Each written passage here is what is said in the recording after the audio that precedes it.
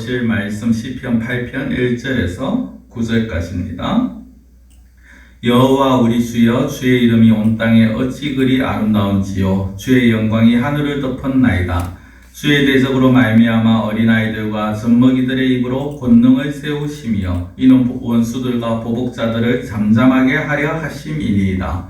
주의 손가락으로 만드신 주의 하늘과 주께서 베풀어 두신 달과 별들을 내가 보오니 사람이 무엇이기에 주께서 그를 생각하시며 인자가 무엇이기에 주께서 그를 돌보시나이까. 그를 하나님보다 조금 못하게 하시고 영화와 종기로 가누시우셨나이다. 주의 손으로 만드신 것을 다스리게 하시고 만물을 그의 발 아래 두셨으니 곧 모든 소와 양과 들짐승이며 공중의 새와 바다와 물고기와 바닷길에 다니는 것이니이다. 여호와 우리 주여, 주의 이름이 온 땅에 어찌 그리 아름다운지요. 아멘. 오늘 보실 말씀은 시편 8편입니다. 시편 8편에 보면 다윗의 시라고 나오고요. 인도자를 따라 깃딧에 맞춘 노래라고 합니다. 깃딧이 어떤 의미인지 정확하게 알 수는 없습니다. 어떤 이는 수금과 같은 악기의 일종이다. 또 어떤 이는 어떤 일을 하면서 부르는, 노동을 하면서 부르는 어떤 노동가의 어떤 리듬이다, 춤이다, 그런 견해들이 있습니다. 그것이 중요한 것은 아니고요. 이 시편 8편은 하나님의 어떤 은혜를 구하는 그러한 기도입니다. 은혜를 구하는 기도 가운데서도 특별히 오늘은 하나님을 찬양하는 그런 내용으로 나오게 되었습니다. 시편 3편부터 14편까지 보면은 1편에서 복 있는 삶에 대해서, 2편에서는 또 여호와의 율법에 대해서 그렇게 말씀을 하고 3편부터 14편까지는 약간씩 부르는 그런 어떤 찬양의 내용들, 문구들은 차이가 있습니다만 동일한 그런 상황에서 이 노래를 부르고 있습니다. 그 동일한 상황이 무엇이냐면 하나님이 함께 하시지 않는 것 같은 상황입니다. 하나님이 자기와 함께 하시지 않는 것 같은, 또는 더 이상의 어떤 해결책도 보이지 않는 것 같은 그런 상황에서 부르는 탄식, 그런 상황에서 부르짖는 기도, 이것이 바로 시편 3편에서 14편까지의 내용인데 오늘 본문 8편 역시 그러한 맥락에서 가지고 있습니다. 오늘도 여전히 여호와 우리 주여라고 그렇게 부르며 시작을 합니다. 근데 오늘 말씀은 그런 어떤 탄식을 하면서 탄식의 내용입니다만 탄식적인 그런 느낌은 들지를 않습니다. 오히려 오늘 시편 8편은 찬양이죠. 하나님을 찬양하는 것처럼 그렇게 보여집니다. 사실 찬양한다라는 것이 이 시편 앞부분에 거의 잘 등장을 하지 않습니다. 등장을 하지 않다가요, 이 7편에서 등장을 하는데 7편 마지막 부분, 우리가 어제 보았는 17절에 보면은 내가 여호와께 그의 의를 따라 감사하며 지존하신 여호와의 이름을 찬양하리로다 라고 합니다. 7편의 마지막에서 하나님을 찬양한다 라고 고백하고요. 이것이 어떻게 보면 시편에서 처음으로 하나님을 찬양한다라는 그런 고백입니다. 그리고 그 고백에 이어서 오늘 보면은 창조자, 그리고 우리의 왕 되신 하나님을 찬양한다 라고 그렇게 말씀을 하고 있습니다. 1절에 보면 여호와 우리 주여, 주의 이름이 온 땅에 어찌 그리 아름다운지요 라고 시작을 합니다. 그리고 그 뒤에 보면요, 주의 영광이 하늘을 덮었나이다 라고 그렇게 말씀을 하죠.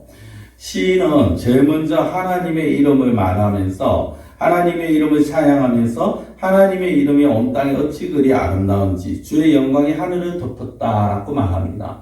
즉 하나님이 하늘과 땅을 움직이시고 하늘과 땅을 통하여서 하나님의 높임을 받으셔야 된다라는 것입니다. 그렇게 말을 한 시인은 2절부터 보면 2절에 이렇게 나오죠. 주의 대적으로 말미암아 어린 아이들과 젖먹이들의 입으로 권능을 세우시며 이는 원수들과 보복자들을 잠잠하게 하려 하심이니이다 라고 합니다.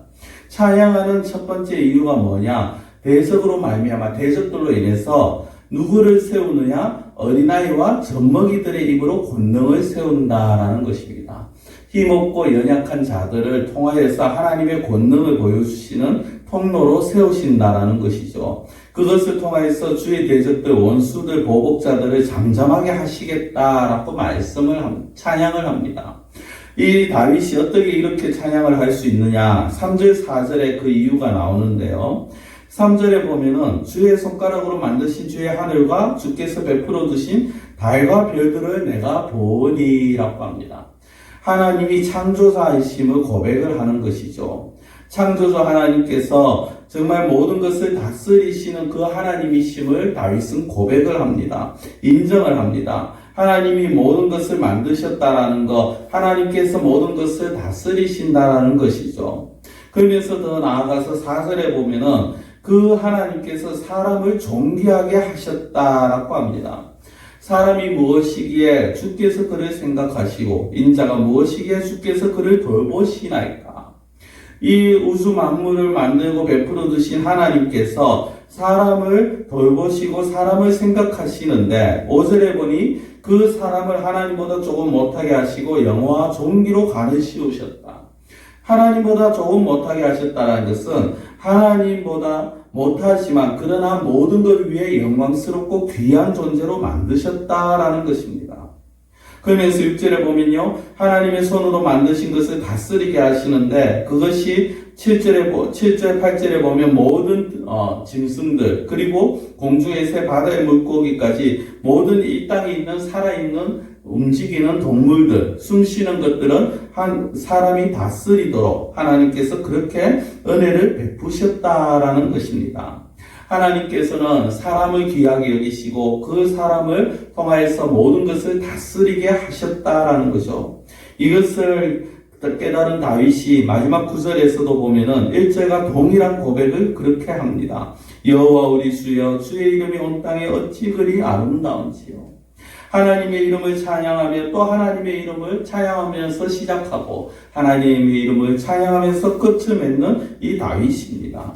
다윗은 창세기 1장에서 하나님께서 당신의 형상대로 사람을 만드시고 그 사람에게 모든 것을 위임하신 그리고 그 사람으로 하여금 이 모든 피조물을 다스리게 하신 그것을 기억하면서 그 하나님을 찬양하고 있다라는 것입니다. 사랑하는 성도 여러분, 우리가 오늘 8편 말씀을 보면서 우리가 생각할 수 있는 것이 무엇입니까? 하나님께서 사람을 만드신 목적이 어디에 있느냐 하는 것을 우리는 생각해 볼 수가 있는 것입니다. 하나님께서 왜 모든 우주 만물 가운데 모든 동식물들 가운데 사람을 하나님보다 조금 못하게 하시고 그를 귀하게 여기시고 그를 돌보시고 그 사람을 생각하시느냐? 그것은 바로 하나님께서 맡기신 일을 하나님께서 일을 맡기시기 위함이라는 것이죠. 즉 우리의 어떤 목적은 우리의 살아가는 삶의 자세는 무엇이냐? 하나님의 뜻대로 살아가는 것. 그것이 바로 하나님의 피조물된 또 하나님께서 우리를 창조하신 창조 목적에 합당하게 살아가는 것이라는 것입니다. 우리가 살아가면서 정말 어떻게 보면 예배당에서 하나님께 예배를 드리고요, 말씀을 읽고 기도하고 전도하는 것 물론 이것도 귀합니다. 그리고 또 우리가 나름 열심히 공부하고 일을 하고 그렇게 하는 것도 귀합니다. 그렇지만 그것만 귀한 것이 아니라 정말 우리에게 맡겨진 모든 것들이 사실 귀한 하나님의 일이라는 것입니다. 우리는 창조주 되신 하나님, 우리의 어떤 그 창조 되신 하나님께서 우리를 만드시고 우리를 통해서 이 우주 만물을 모든 피조 세계를 다스리기를 원하신다라는 것을 깨달아야 합니다. 특별한 일에 있어서만 이것만 하나님의 일이다가 아니라 정말 우리가 속해 있는 모든 곳에서 우리는 하나님의 일을 감당해야 합니다. 그 일은 결국 무엇입니까? 하나님께서 만드신 목적에 합당하게 이 피조 세계를 만들어가고 다스리는 것입니다. 첫 아담은 창세기 3장에 보면은 그 하나님의 통치를 거부하죠. 하나님과 같이 되고자 하나님의 통치를 거부합니다. 결국 그 죄로 인하여서 그 아담은 죄로 인하여서 벌을 받게 되고요. 자기가 누린 복도 빼앗기게 되고 하나님 나라에서 쫓겨나게 됩니다. 이것이 우리에게 생각하게 하는 것. 오늘 우리는 이 다윗의 1절과 마지막 절을 보면서 여호와 우리 주여 주의 이름이 온 땅에 어찌 그리 아름다운지요 라는 이 말씀, 하나님께서 만드신 그 모든 피조 세계가 얼마나 아름다운 것입니까? 이 아름다움을 계속 아름답게 유지시키는 것이 우리의 일이요. 또 그것은 우리에게 있어서 하나님께서 지금 내가 하고 있는 모든 일들 가운데 하나님이 함께 하시고 하나님의 뜻을 따라 살아가는 것. 그것이 바로 이 피조 세계를 다스리는 것이요. 하나님의 이름을 더욱더 높이는 것입니다. 앞서 말씀드린 것처럼 우리가 학생은 학생의 입장에서 정말 열심히 공부해야 될 것입니다. 농사꾼들은 농사를 열심히 지어야 될 것입니다. 사업주들은 열심히 자기가 맡은 최선을 다해서 사업을 해야 할 것입니다.